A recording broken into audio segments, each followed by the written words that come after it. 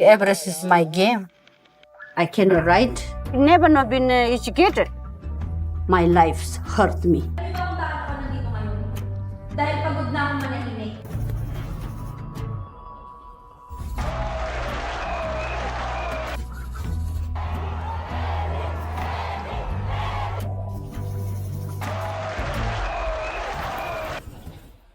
The real challenge is to achieve peace by the ways of peace.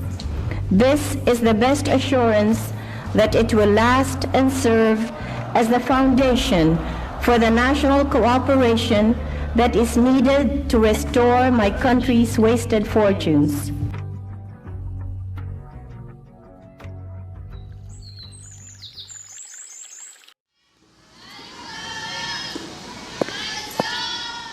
Nanalo bilang Student Council President is none other than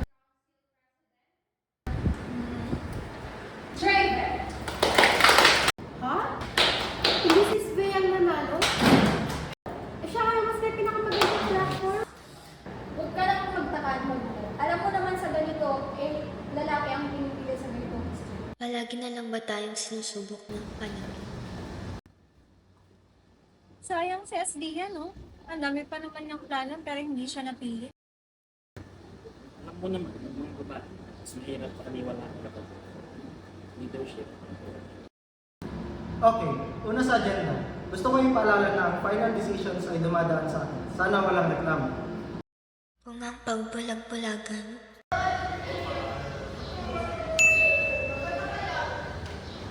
at pagpusal ng bibig, ay ang kabayaran para sa serbisyong hindi tapat. Paano nangyari yun? Alam ko mas marami kong boto kaysa sa kanya. Ano to? Hindi batas ang laban, may daya. Lahat tayo ay umaasa sa pagbabago. Bes, may alam sila pero hindi nila sinasabi sa akin. Kailan natin malalasap ang pagbabago? Oh, naiwan natin ang mga gamit niya. Oy, sabihin ang ginagawa mo dyan. Tignan mo to. Sabi ko na nga ba may daya eh. Hindi batas ang laban.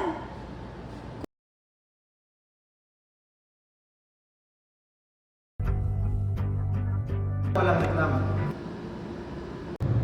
Hindi ba dapat bawat isa may boses dito? Svea, alam mo namang hindi ganun gumagana ang sistema dito, di ba? Akala ko ba ang leadership ay tungkol sa kakayahan, hindi sa kasarian? Alam niyo ba kung bakit ako nandito ngayon? Dahil pagod na akong manahimik.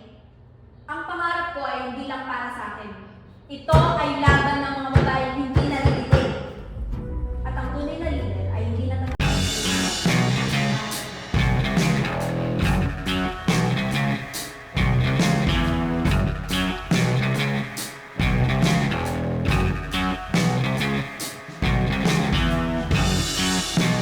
Svea, mabuti na makuna dito dito. Hindi mo papayag na sinabi mo.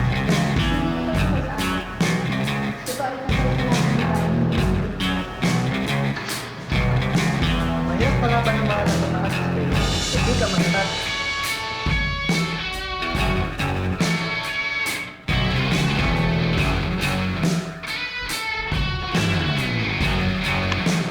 ikaw mag-alala.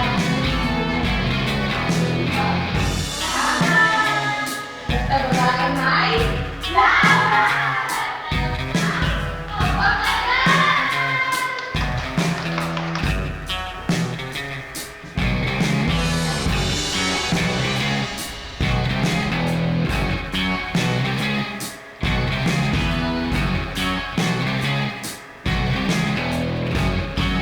The real challenge is to achieve peace by the ways of peace. This is the best assurance that it will last and serve as the foundation for the national cooperation that is needed to restore my country's wasted fortunes. Voters for the 2022 elections. Young and old, rich and poor, they press flesh despite the threat of the coronavirus to show support for presidential candidate and Vice President Leni Robredo during the Pink Sunday rally. stage was just to set the date for the confirmation of charges hearing. After assessing all factors, including the need for the parties in custody. If the Justice Secretary wants to file cases against me, see you in court, Mr. Aguirre.